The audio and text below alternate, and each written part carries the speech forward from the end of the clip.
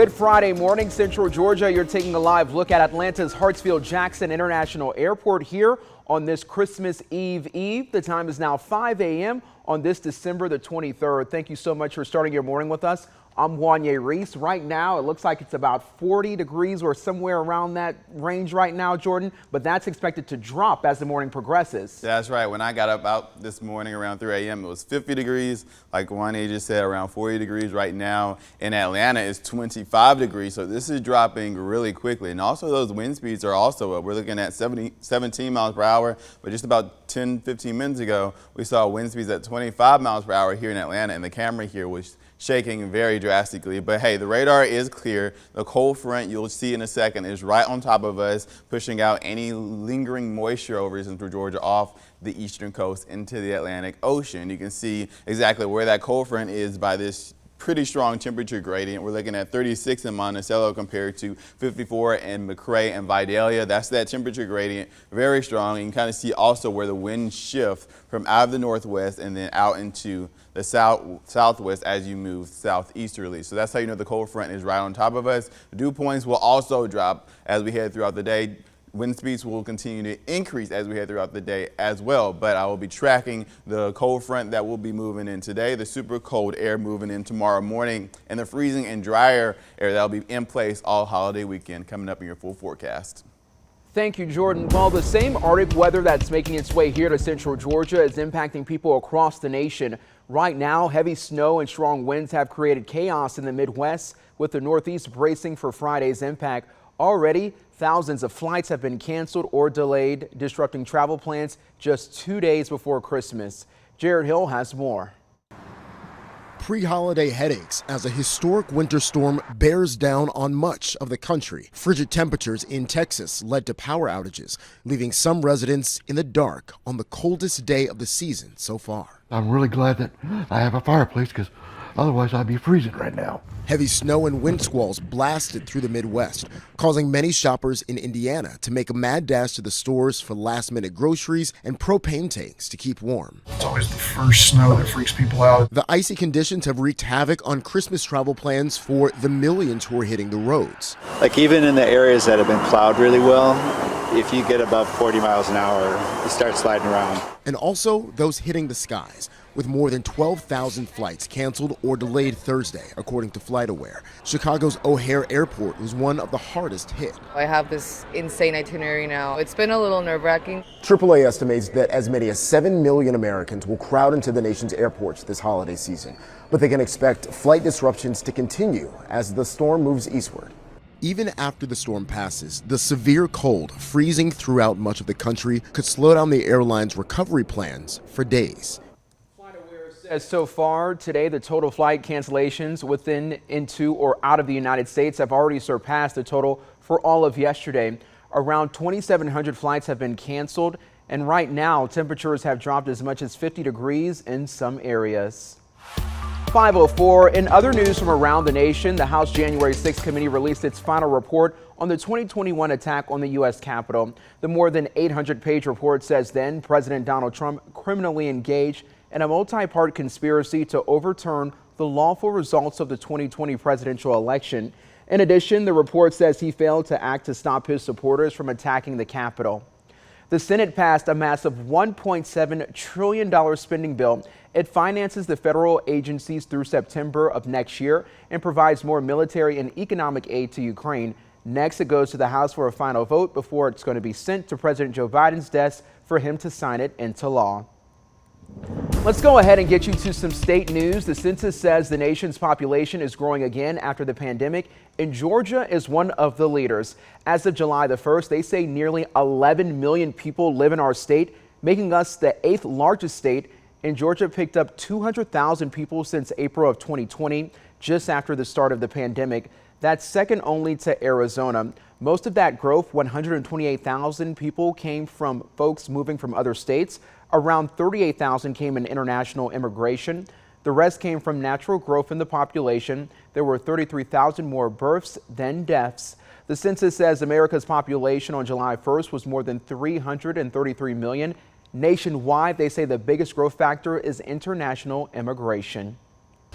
The time's now 5:05. Let's catch you up on your local morning headlines. The temperature is expected to start dropping as the morning continues. In response, warming shelters are opening up all over the area to give homeless people a safe place to be overnight.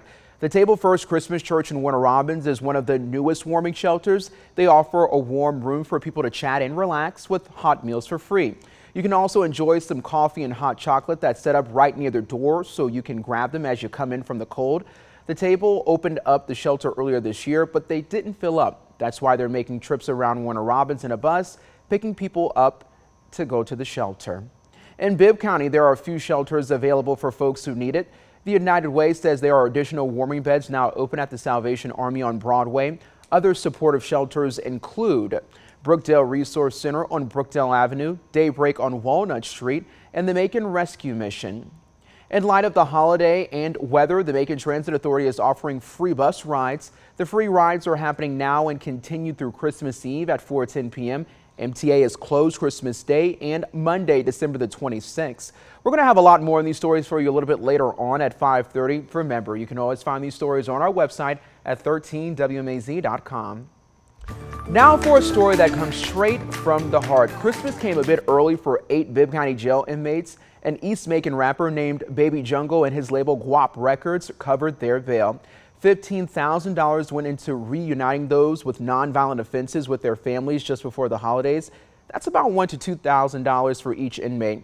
Some had been in jail for weeks, others months. Crimes ranging from shoplifting to theft by taking. Now the label, along with the local law office and a Bibb County Major Eric Woodford, picked the inmates and surprised them. This is the first year it's been done, but the artist says he'll be back to do some more. I feel like I'll do it again. I'm gonna come back and give it to the city.